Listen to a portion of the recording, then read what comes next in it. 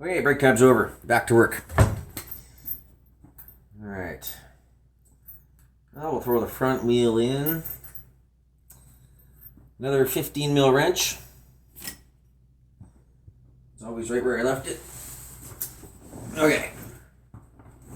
So, disc brakes on this front wheel.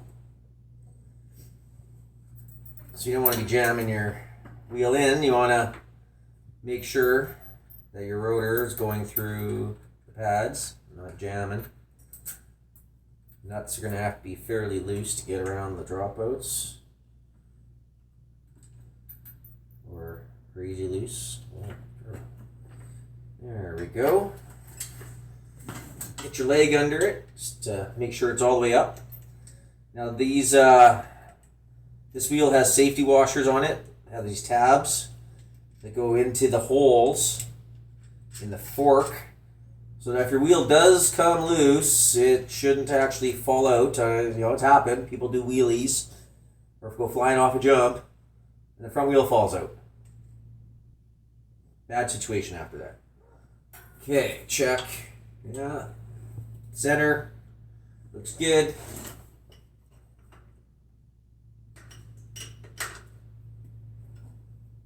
Tighten one side a bit. Tighten the other side. And the wheel's walked, because this one wants to drop it down this way. The wheel naturally wants to cock over as I'm tightening this side. Try again. So what I'm going to do is I'm going to grab a spoke here and I'm just going to pull it, or else the top of the wheel. Depends how big your hands are, and my hands are not big.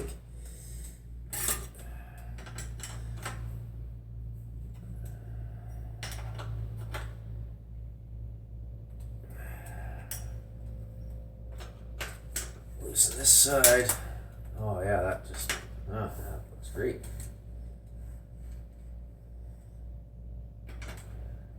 The more money you spend on the bike, the better things fit naturally. Okay. Good and tight, not crazy tight, not crazy loose.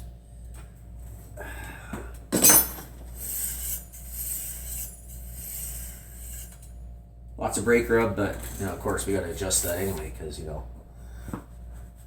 it's an almost ready to ride bike. It doesn't need anything, right? Pedals.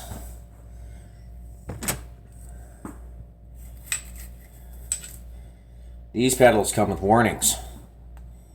I don't know if the camera is focusing on that, but it says also on the end of the pedals, probably you're not going to be able to see it, but there's an L stamped in this one, there's an R stamped in this one. Left hand, right hand.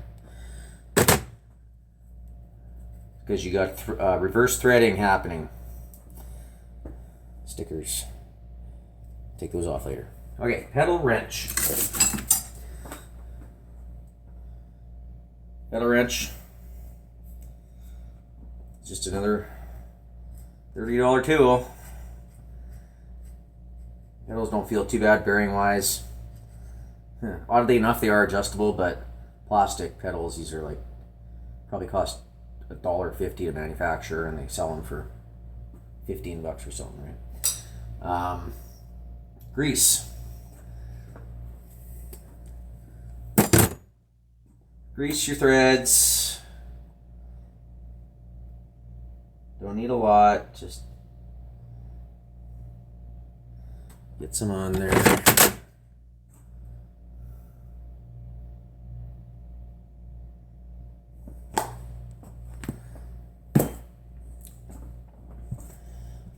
I'm using a, bicycle specific grease. I got it at a bike shop. But, if you're doing home mechanic-y stuff, any grease is better than no grease. That's the left. Okay. So we'll do the right. Now the right, it threads in this direction. So that's righty-tighty. Oh, look, there's a sticker on here that has an arrow on it that shows that too. Good. Because that way, if I'm thinking too much, I'm not going to screw up. Hand. Do it by hand. Don't just stick your wrench on there and hope it's in there straight. So trick, just grab the flats, back pedal. Okay, put my wrench on there as far as I can get that one. Back pedal.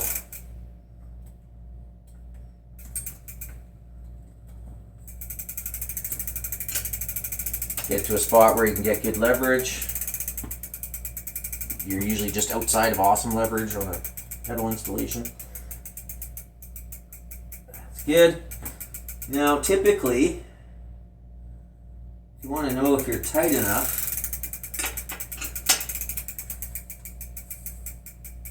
this just feels like it's going to keep going, but I'm not going to keep going.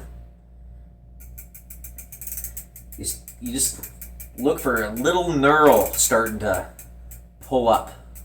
Right where the pedal flat is hitting the crank arm, and that's good. You know you're not going to be too loose at that point. Left side. Can't see the sticker over there, but the pedals go in the opposite direction, so it's all right, keep going.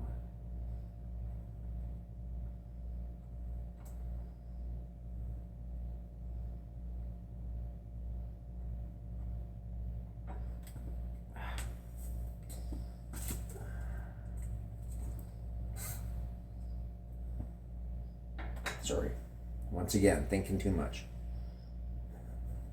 The pedal itself, it's still turning this way, but it's on the other side of the bike, so it should be turning that way.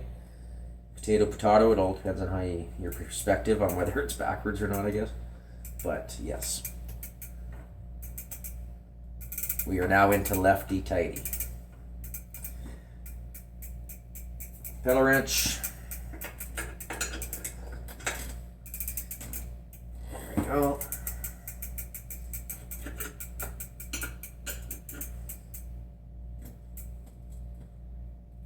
Oh, that one sucked in really good. There we go.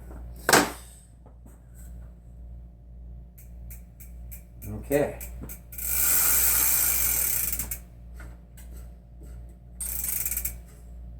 You know, ideally these pedals are a little tight too, but they're steel cones and cups inside of a plastic housing, so there's only so much you want to mess with at that point. Adjusting pedal bearings is a whole lot of, oh, that's too tight still, or that's too loose still, and suddenly it's tomorrow and you're not quite done adjusting it. All right.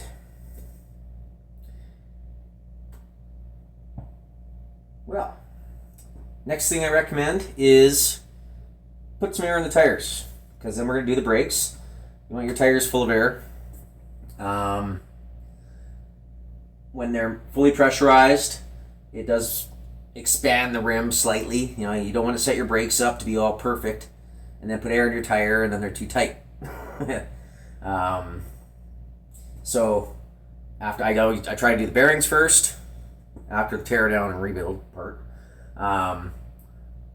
Air in the tires, and then I like to work on the brakes so that when I work on the gears, the brakes are hooked up and I can stop the wheel instead of accidentally getting something in there and hurting myself or having to use my hand to stop the tire. So I'm going to apologize right now. Air compressor is probably going to kick on. Be loud and annoying.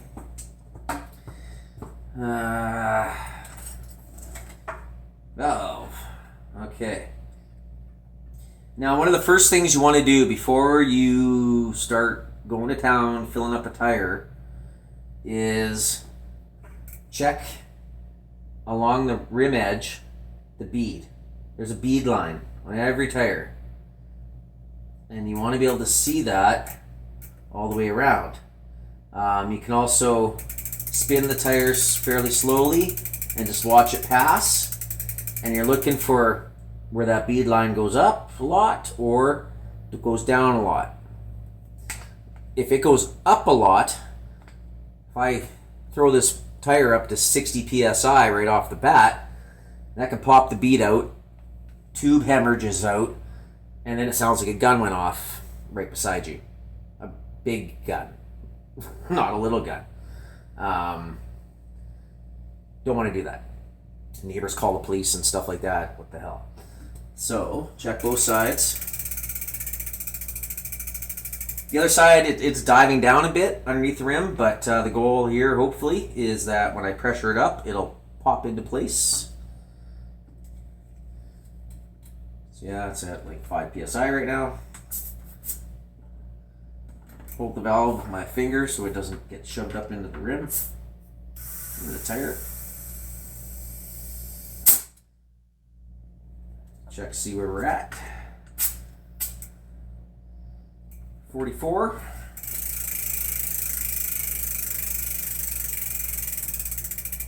Oh yeah, oh yeah, oh, that's better.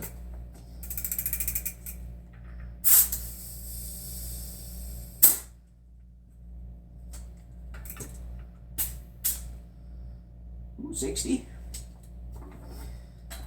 Normally I just go to 65, but since I'm doing a video, I'm going to double check. See, it's going to say on the side of the tire, and my light is on the wrong side of me.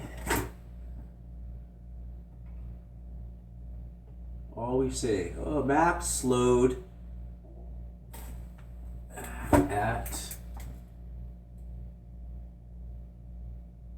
oh, not max load, 198 pounds. Okay, well, there you go. There, inflate to 40 psi. You're joking. What? This is a commuter. Get bent. 280 kilopascals. Interesting. Well. So, little tip on tires, whether they be for anything. It's the tire itself that's kind of, the manufacturer determines what the tire can kind of handle and what its operating range is supposed to be and load and weight and blah, blah, blah, blah. So if they say 40, that tells me right off the bat they don't have a lot of faith in their tires. Typically what that means is that after it sits outside for a summer, the rubber is going to crack all over the place and dry up. And then that gives the tube an opportunity to make its way past any defective steel beading in there, and then hemorrhage and blow. So I'm just going to let it get out.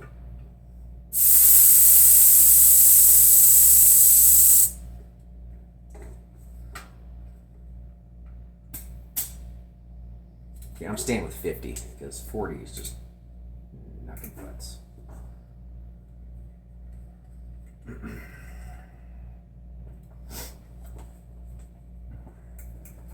fact that you can get an entire bike for under $200, and honestly, for what's on this bike,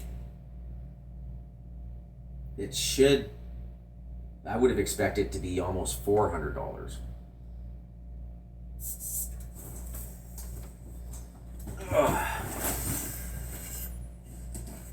I guess they're going to cheap out on things like tires. Okay, we're good.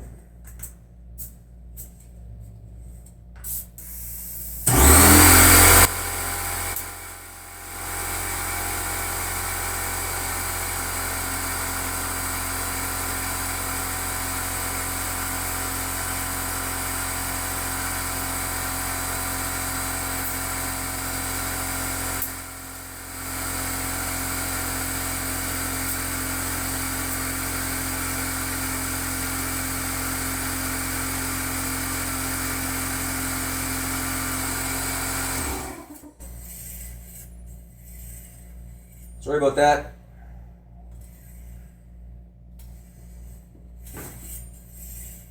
Okay.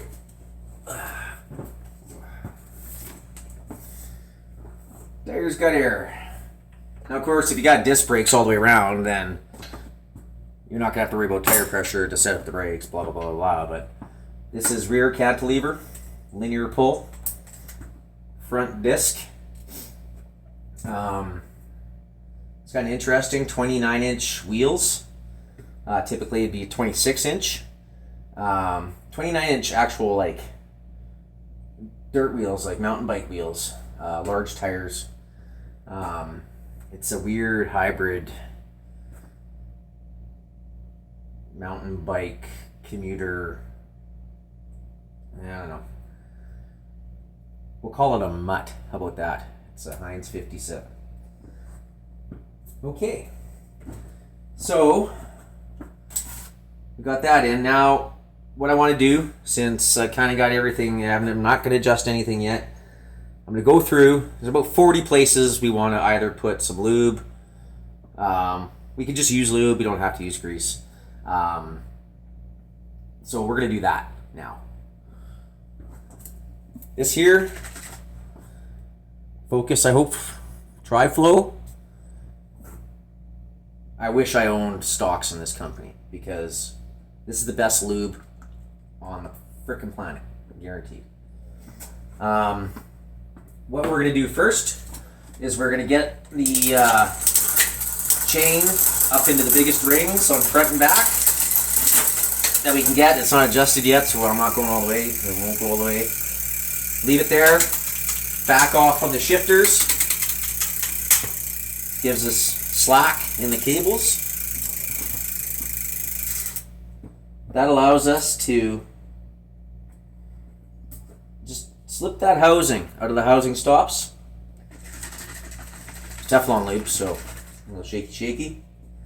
Okay, one more tip. There's a cap on the end of this housing. I want to pull it off. I want to look through this side to make sure I can see daylight coming through the other side.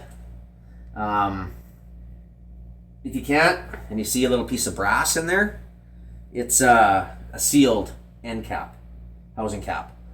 Don't lube those cables, because lube will cause that seal to swell and cause friction on the cable. Bad, nasty. More expensive pipes, and then all your precision stuff doesn't work with crap. But this doesn't have a seal, and it's going to get benefit from a lube. Gets left outside in the rain, it won't care.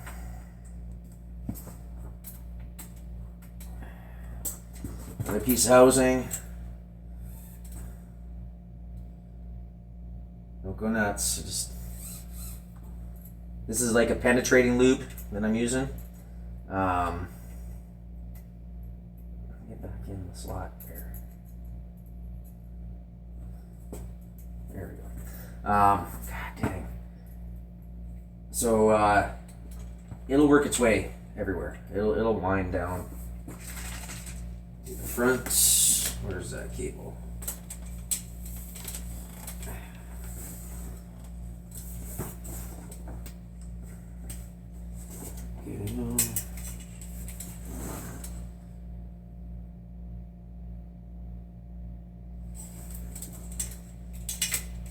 I like the smell of this stuff too. It smells like those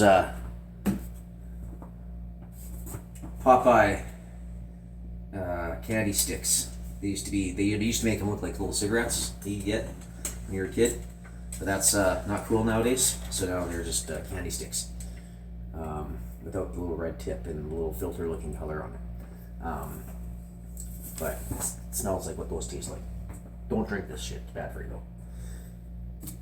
Okay, front.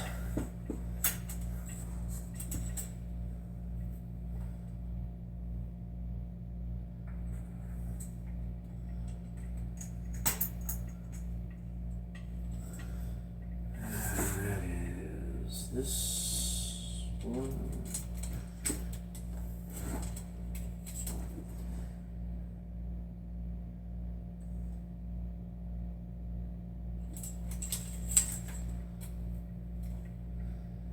This is basically, you don't have to do this. It's more of a preventative maintenance thing.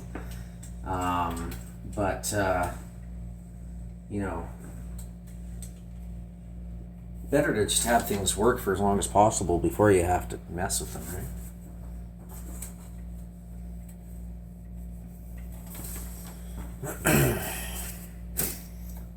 Okay, brakes. Now, rear brake. So we're just gonna slip that out. Since it's already opened up, it's nice and loose.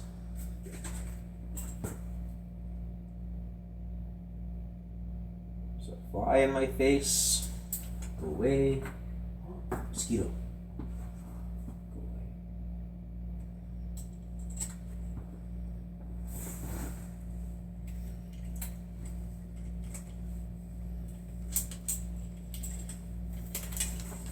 There are more important things to lube after beside these. So I'll get to that right away. Last cable.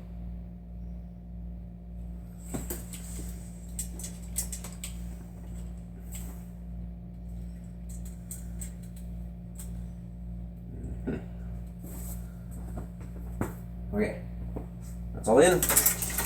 Pedal, everything drops down. Shouldn't, there we go. Use the brake pad to shut that down. Okay, now, what was that? 1, 2, 3, 4, 5, 6 places we lubed. Yeah. Now we're gonna do the other 34-ish. Different on every bike, but. We want to put a drop of lube on all these pivots that we can reach reasonably of the rear derailleur. Just because, why not? 1, 2, 3, 4, 5, 6, 7, 8, 9. Yeah, there's probably another one there, but can't get at it. So, front derailleur. Let's call the rear one 8. 9, 10, 11, 12, 13,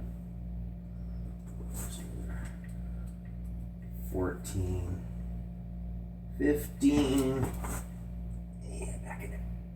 16. Lube some bolts on the rear brake. Don't get lube on your brake pads. Counterproductive. I don't remember where it was at. 16. Main pivot bolt.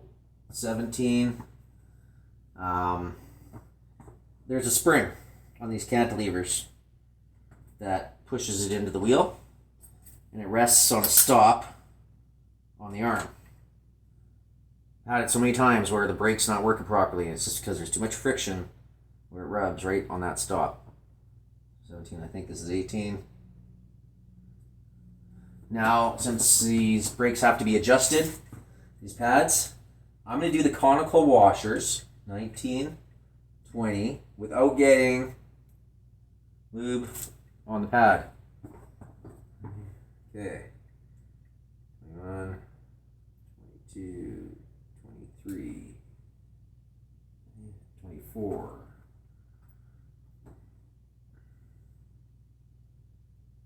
Okay. On the other side here is the little swivel arm that the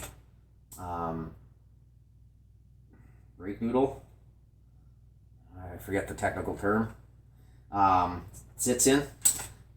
And there's pivot there. Where was I? Where's that? 24? Jeez, I don't remember.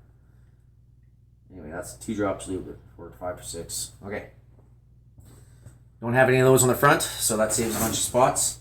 But now we got our brake levers. So when I open this up, there's another pivot, and there's the end of the brake cable. So just a bit on that brake cable end, and a bit on the pivot.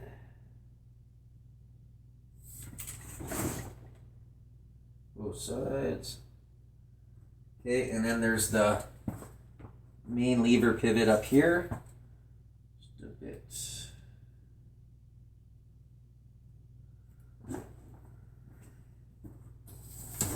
Yeah. Front brakes are.